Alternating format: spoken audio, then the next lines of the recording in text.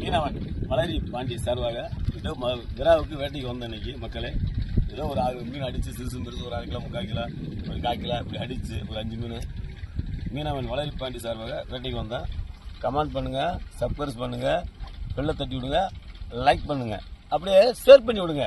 எத்தனையோ பேர் ஷேர் பண்ணி விடுறீங்க, லைட்டாக எங்களுக்கு ஒரு ஷேர் பண்ணி விடுங்க. அந்த பார்த்துங்க 5 வேற உயிரோடு இருக்குது மக்களே, பார்த்துங்க எப்படி இருக்குன்னு பாருங்கள். நான் அதில் பூரா உயிரோடு தான் இருக்குது. வந்தோம், ஒரு மீனை பிடிச்சான், ஏதோ பொழுது போயிடுச்சு.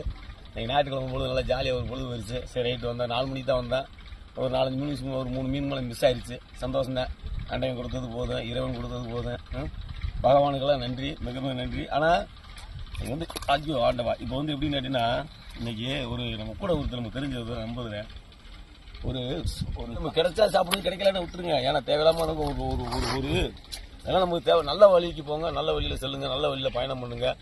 ஏதாவது ஒரு கருத்தை சொல்கிறேன், ஏற்றுக்குங்க. ஏற்றுக்கிட்டீங்கன்னா நல்லதுதான், ஏற்றுக்கலன்னா நல்லது. இனி குற்றமாக சொன்னாலும் சந்தோஷப்படுவேன். நான் அடுத்த முறையில் வந்து பேசுகிற வந்து திருத்திக்கிடுவேன். நீங்கள் சொன்னா தான் எனக்கும் தெரியும், நீங்கள் சொல்லணும் எனக்கு தெரியும். நான் பால பேசிக்கிருப்பேன். ஏன்னா இந்த வார்த்தையில் வந்து மெல்லும் கொள்ள அதெல்லாம் இருக்குது.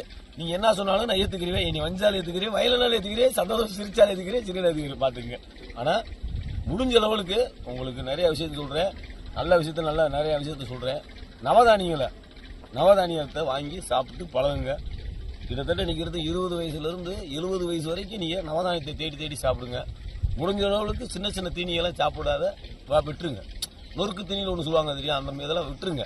அதாவது தரமாக வாங்கி சாப்பிடுங்க, தரமாக சாப்பிடுங்க. ஒரு நாளைக்கு ஒரு நாக்கு வந்து ஆசைப்படும். ஒரு வாழைப்பழத்தை பார்த்தோன்னே எச்சு ஊறும், எல்லா டேரமும் ஊறாது. அப்போ நம்மளோட ஒரு சத்து குறைவானால வாழைப்பழத்தை பார்த்தா நம்ம எச்சு ஊறும். அப்படியே அந்த நேரத்தில் மற்ற 2 வாழைப்பழத்தை வாங்கி சாப்பிடுங்க.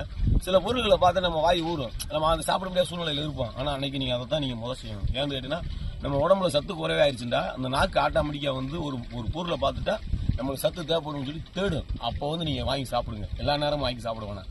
பேரிச்சம்பழம் சாப்பிடுங்க, அத்திப்பழம் சாப்பிடுங்க. என்ன இப்படிலாம் நிறையா இருக்குது. ஏதோ சொல்கிறேன், வீடியோவில் எடுத்துங்க. அடுத்த வீடியோவில் உங்களை நான் சந்திக்கிறேன். தேங்க்யூ மக்களே. லைக் பண்ணுங்கள், ஷேர் பண்ணுங்கள், கமெண்ட் பண்ணுங்கள், சப்ஸ்கிரைப் பண்ணுங்கள். எங்கள் மாமா வந்து வேட்டைக்கு போயிட்டு வீட்டில் ஒரு மாசியாக தூங்குறாரு. இல்லை அவருக்கு ஒரு மாமாவுக்கு சப்ஸ்கிரைப் பண்ணி விட்றேன். ரைட்டு, அடுத்த வீடியோவில் உங்களை சந்திப்போம். ரைட்.